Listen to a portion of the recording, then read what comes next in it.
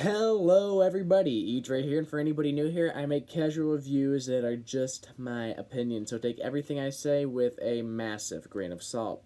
But today I'm going to be reviewing the brand new Chase Atlantic album, Beauty and Death. To be quite honest with you, I was actually quite looking forward to hearing and talking about this album, because a bit of background, like I do with all of my reviews, Chase Atlantic has always intrigued me a little bit.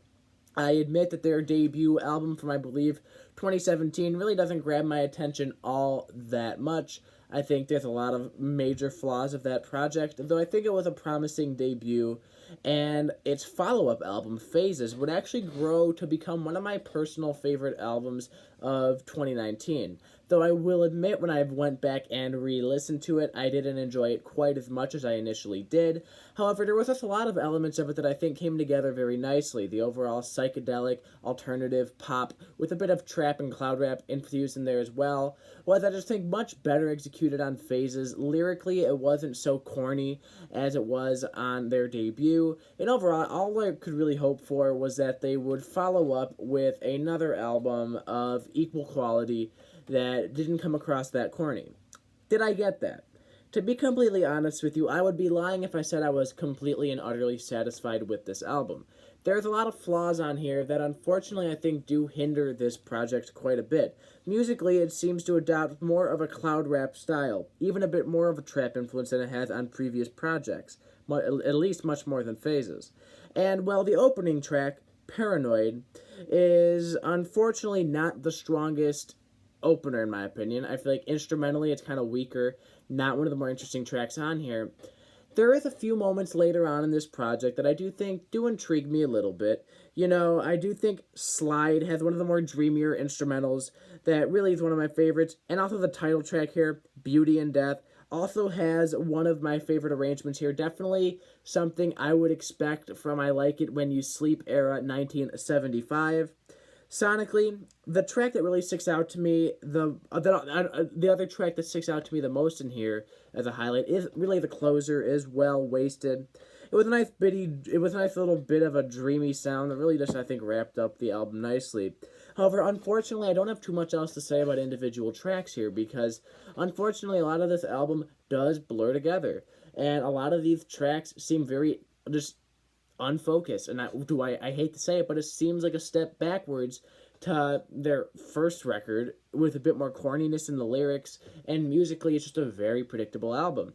What I loved about Phases was that, well, it wasn't the most original album I've ever heard, and like I have said, it has weakened on me a little bit.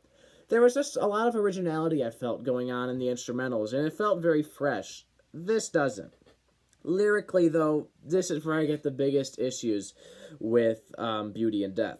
Well, an album like Phases blended an array of topics. Well, it still included, the drug references, the depression, all that.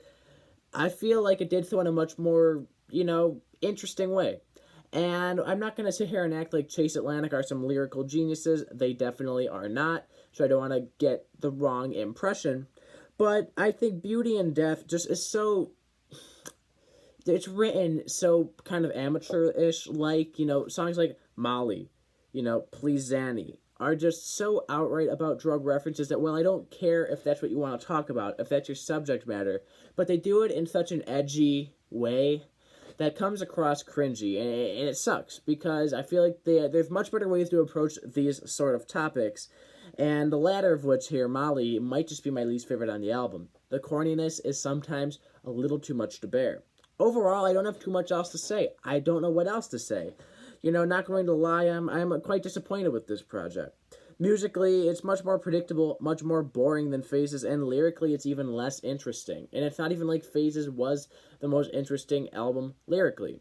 So at the end of the day, I don't know. I feel so indifferent on this project. I know this is a shorter review, but I simply don't have too much else to say. Much of the bad parts about Chase Atlantic's music that I have had issues with is exemplified on Beauty and Death, and I have settled on giving it an alright 5 out of 10.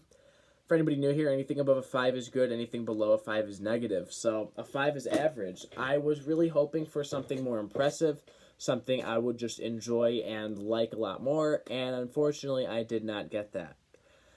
Comment your opinions down below. I want to hear what y'all have to say. That is it for now. And Chase Atlantic, Beauty and Death. All right, 5 out of 10. Goodbye.